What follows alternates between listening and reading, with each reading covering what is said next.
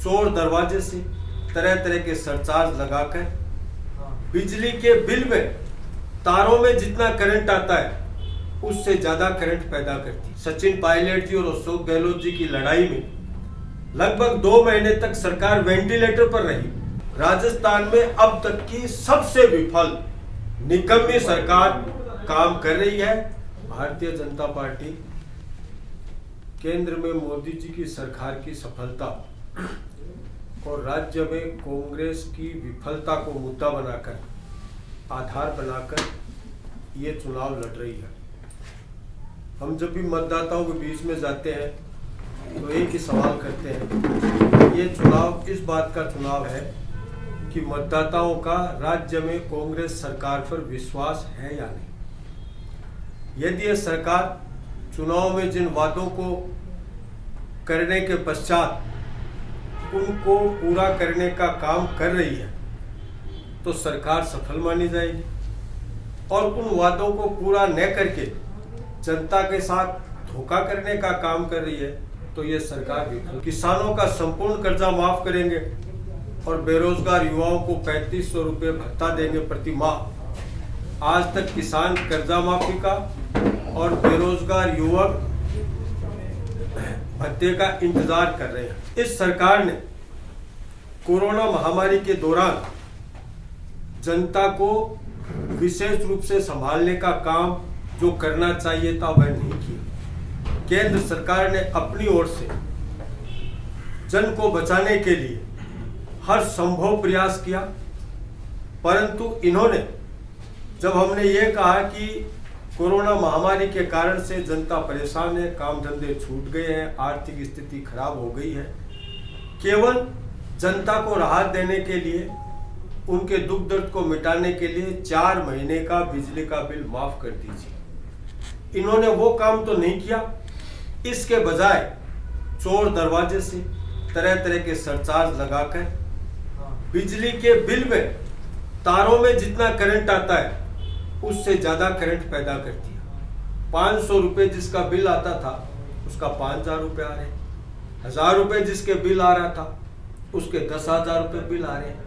VCR के नाम पर कहीं चोरी है तो उसको रोकना ये सरकार का काम है, विभाग का काम है, लेकिन अनावश्यक रूप से लोगों को परेशान करना ये भय पैदा करने का काम है। ये सरकार स्वयं अंतर्द्वंद्वों से घिरी हुई है।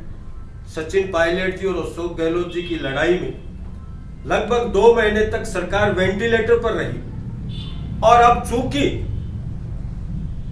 पार्टी के विधायक, पार्टी के कार्यकर्ता मंत्रिमंडल विस्तार की मांग न कर ले, राजनीतिक नियुक्तियों की मांग न कर ले और वो काम शुरू किया तो उसमें झगड़े होने का अंदेशा इनको लग रहा है। सरकार आज भी बहुत कठिन परिस्थितियों में है, इस कारण से चुनाव में अधिक से अधिक समय बिताया जाए, कभी सीमांकन के नाम पर, कभी डायरेक्ट करेंगे या इनडायरेक्ट के नाम पर। जिस दिन तक तारीख घोषित नहीं होती तब तक लोगों को पता ही नहीं है चुनाव की प्रक्रिया क्या होगी। और अभी तक ग्रामीण क्षेत्र के चुनाव संपन्न नहीं हुए, 42 नगर निकायों के चुनाव भी सामने आ रहे हैं, उसके पश्चात शेष नगर निकायों के चुनाव भी होंगे। इस सरकार का अधिकांश कार्यकाल आपसी लड़ाई में और चुनाव की रणनीति में बीत जाएगा। आचार संहिता चुनाव के समय लागू होती है, इनको अवसर मिल जाता है कि अब आचार संहिता है इसलिए विकास का कोई काम नहीं होगा। राजस्थान में अब तक की सबसे विफल निकम्मी सरकार काम कर रही है। हम जनता से अपील कर रहे हैं कि इन पंचायत राज चुनावों में इस कांग्रेस को पराजित करके इसको सबक सिखाने का काम करें, ताकि ये जनता की तरफ रुख करे, जनता के काम करने के लिए मजबूर हो।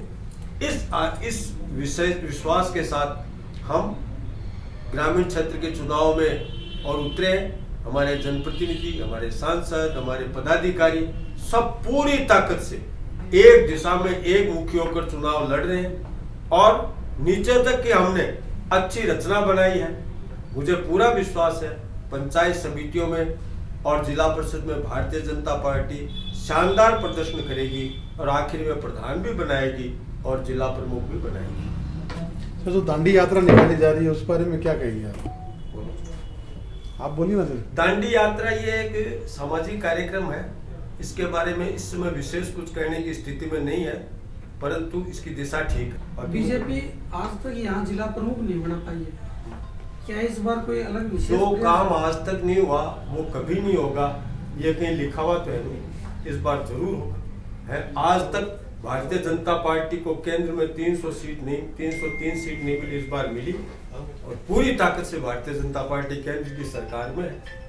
तो ये काम भारतीय जनता पार्टी के बस का है और वो हम कर सकते हैं। तो कांग्रेस का जो आंतरिक कलह था उसका क्या इन चुनाव में बीजेपी को फायदा मिलेगा? मिल सकता है।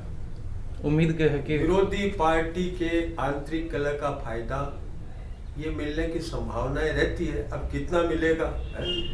इसका कोई बैरोमीटर नहीं है, पर आपने जो सवाल पूछा उसका यही उत्तर है कि संभावना है। जी। कांग्रेस के काले कारनामों से राजस्थान को बेहाल कर रखा है। स्वच्छ सफल लोकतंत्र की प्रथम इकाई ग्राम पंचायत की होती है, जिसका कांग्रेस सरकार ने तमाशा बना रखा है। विगत 2 वर्षों से चल रहे पंचायत चुनाव अभी तक पूरे नहीं हुए हैं। वैश्विक विषम परिस्थिति में भी टैक्स पेयर नागरिकों के पैसों का अनर्गल खर्च कर यह सरकार सिर्फ अपने प्रबंधन में लगी हुई है। विगत 25 वर्षों में ऐसा पहली बार हुआ है कि वित्त आयोग के द्वारा स्वीकृत किए गए 1840 करोड़ रुपए, राज्य वित्त आयोग के 1086 करोड़ रुपए, मनरेगा में मजदूरी भुगतान और सामग्री हेतु केंद्र सरकार से प्राप्त 1200 करोड़ रुपए राज्य में पंचायत राज संस्थाओं को हस्तांतरित नहीं करके अपने ही पीडी खाते में ट्रांसफर राज्य सरकार ने कर दिए हैं। और इस तरह ग्रामीण विकास के लिए पंचायती राज संस्थाओं को दी जाने वाली विकास सहायता पर, वित्तीय सहायता पर अंकुश लगाकर पंगु बनाकर विकास की गति को राज्य सरकार ने पूर्ण रूप से बाधित कर दिया है। किसान को 10 हॉर्स पावर तक के पंप पूर्ववर्ती भाजपा सरकार द्वारा दिए जा रहे थे। 833 रुपये प्रति माह की अनुदान राशि को भी बंद करके प्रताड़ित करने का काम किया है।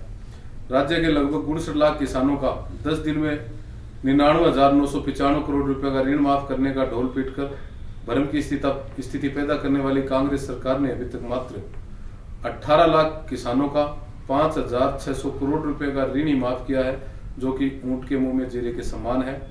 इन पंचायत चुनाव में प्रदेश की जनता इस निष्ठुर कांग्रेस सरकार को आईना दिखाएगी और भाजपा प्रचंड बहुमत के साथ विजय प्राप्त कर राजस्थान के ग्रामीण विकास में सकारात्मक भूमिका निभाएगी।